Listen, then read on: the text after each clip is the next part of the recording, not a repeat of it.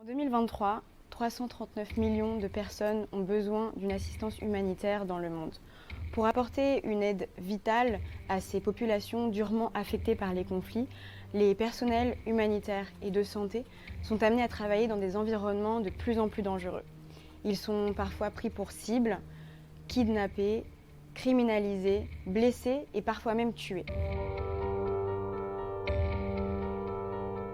À l'occasion de la Journée mondiale de l'aide humanitaire, nos 3 organisations publient un rapport qui présente les principaux défis et demandes des organisations pour assurer la sécurité des personnels humanitaires et de santé. Nous avons 3 demandes.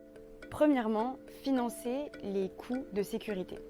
Pour assurer la sécurité de leur personnel, les organisations doivent mettre en place des stratégies à la fois pour prévenir et répondre aux risques.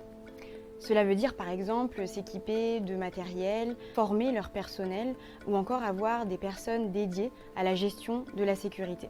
Nous demandons donc aux acteurs qui financent l'aide de financer systématiquement ces coûts. Deuxièmement, 90% des personnels humanitaires victimes d'attaques sont des locaux.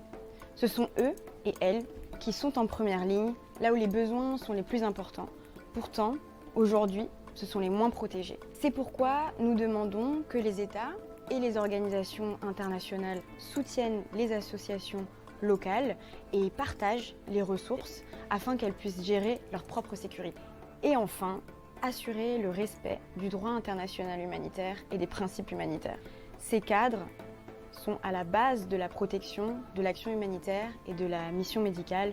Pourtant, aujourd'hui, ils sont encore largement violés par les États et les groupes armés. C'est pourquoi nous demandons qu'ils garantissent l'accès des populations à l'aide et pour cela qu'ils s'engagent à protéger les personnels humanitaires et de santé contre toute forme de violence.